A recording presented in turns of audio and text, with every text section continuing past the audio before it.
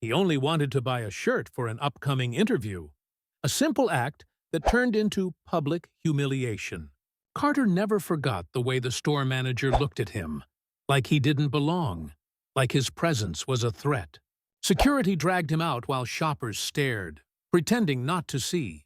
That day, something in him broke, and something else was born. He swore he'd never let anyone make him feel small again. Years later, those same people would walk through doors he owned. But how did the man they threw out end up owning the entire mall? Carter's life had always been about quiet ambition, the kind that didn't shout for attention, but built itself brick by brick. He grew up on the south side of Atlanta, in a neighborhood where dreams were often smaller than the rent. His mother worked double shifts at a diner, saving every extra dollar for his education. She used to tell him, "You don't have to be the loudest man in the room, just the one who never quits." Those words became his compass. By 32, Carter had a stable job as an accountant, a reputation for honesty, and a dream that felt just out of reach: to open his own clothing line.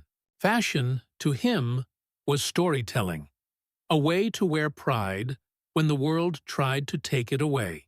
He spent months designing a few pieces, saving quietly, hoping one day he'd see his name stitched on a store window. That Saturday morning, he drove to Westbridge Mall, the biggest in the city, a place that represented success, power, and everything he'd worked toward. He walked past shining storefronts, polished floors, and mannequins dressed in clothes he once admired but could rarely afford. To him, this visit wasn't just about shopping. It was research, a small step toward his dream. But as he entered one of the high-end stores, he noticed the shift, the glances, the whispers, the tension that followed him like a shadow.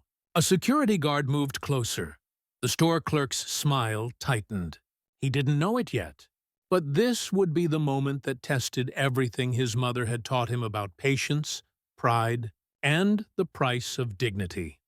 That morning began with ambition, and would end with humiliation that would change his life forever. Carter had only been in the store a few minutes when the atmosphere began to change. He could feel eyes on him, sharp, suspicious, dissecting. He reached for a blazer on display, brushing the fabric between his fingers, when a voice behind the counter called out, "Can I help you?" The tone wasn't welcoming. It was warning. He smiled politely, explaining he was just browsing, but the woman didn't move. She kept watching, whispering something to another employee before disappearing into the back room. Moments later, a security guard appeared, tall, expressionless, hand resting on his belt like he was preparing for trouble. Carter's stomach tightened. He'd worked in corporate offices for nearly a decade, handled clients worth millions, and yet one shopping trip reduced him to a suspect. He placed the jacket back carefully, trying to appear calm, but the guard stepped closer. "Sir, we've had complaints," he said flatly. Carter blinked, unsure what to say. "Complaints? About what?" The man didn't answer, just gestured toward the exit. Shoppers nearby pretended not to notice, their eyes flicking away in silent complicity. The humiliation burned deeper than anger. It was the quiet kind of pain that seeps into your bones when you realize people don't see you. They see a color, a threat, a story they've already written. When Carter refused to leave, insisting on speaking to a manager, things escalated fast. Another guard joined in, and within seconds, he was surrounded. Two men towering over him, voices low but firm. The manager arrived, polished smile masking the arrogance in her tone. "Sir, we reserve the right to refuse service." Those words landed like a slap. He looked around, half expecting someone to intervene, to say something. No one did. Phones were out, cameras rolling. He'd become a spectacle, a headline waiting to happen. He stepped outside, the doors closing behind him with a mechanical hiss that sounded final. His reflection in the glass showed not the professional he was, but the criminal they decided he must be. For a long moment, he stood there in silence, every memory of his mother's hard work, every dream he'd built, brick by brick, flashing through his mind. Then came the anger. Not the loud, reckless kind, but the kind that smolders, sharp and precise. Over the next few weeks, Carter's stories spread across the city. A bystander's video of his removal hit social media, igniting outrage and debate. Some called it a misunderstanding. Others called it what it was: racism, plain and cruel. Carter said nothing publicly. Instead, he focused on what he could control: building something of his own. He started small, designing shirts with powerful messages of dignity and resilience, selling them out of his car trunk at community events. The support grew faster than he expected. People recognized him from the video, shook his hand, told him to keep fighting. Within a year, his small clothing line had outgrown his apartment. Investors took notice. Carter kept his focus steady, refusing to let bitterness cloud his vision. But he hadn't forgotten. Every design he released carried a quiet reminder of that day, of the look in that manager's eyes. Then, one afternoon, as he signed papers for his first retail lease, he glanced at the address and froze. Westbridge Mall, the same place that had thrown him out. He smiled faintly, the kind of smile born not from revenge, but from poetic justice. The fight wasn't over yet. He was stepping back into the same building, but this time through a different door. The day Carter returned to Westbridge Mall to finalize his lease, the past met the present in one unforgettable collision. He stepped through the same glass doors that once reflected his humiliation, his footsteps echoing in the marble corridor. Only this time, heads turned for a different reason. The man they'd thrown out was back in a tailored suit, papers in hand, ready to claim what was once denied to him. Inside the management office, the same mall administrator who had once signed his removal order now sat across from him, pale and silent. As Carter signed the final document, her hands trembled slightly. Every stroke of his pen was a quiet act of justice.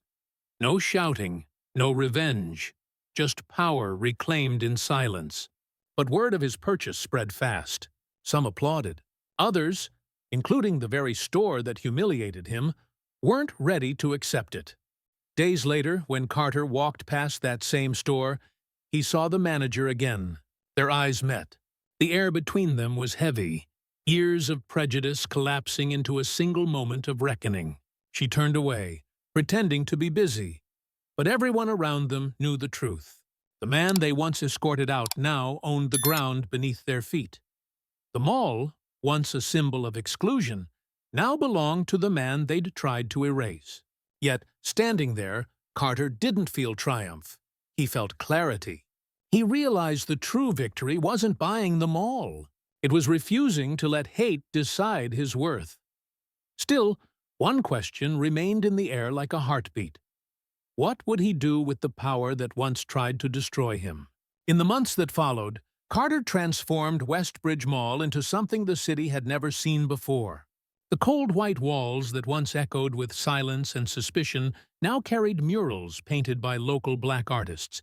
Vacant stores became small business spaces, barbershops, cafes, bookstores, and boutiques owned by people who'd once been told they didn't belong there. He renamed it Unity Square, a place where opportunity replaced judgment, and every door opened without question. But beyond the grand reopening and media praise, Carter's real victory was quieter. It was in the way a mother smiled as her son tried on a suit in the very spot he'd once been thrown out of. It was in the laughter of kids running down the hallways that once carried whispers of fear. The same mall that once represented exclusion had become a symbol of healing, built on the same ground that once rejected him. Carter never sought revenge. He sought change, and he found it not in tearing others down, but in building something stronger. Proof that dignity can't be denied when it's rooted in purpose. Reporters called him the man who turned pain into power. But he always said it was simpler than that. He just refused to let hate win. Standing on the balcony overlooking the crowd on opening day, Carter thought back to that first moment. The stares, the humiliation, the ache of being seen as less.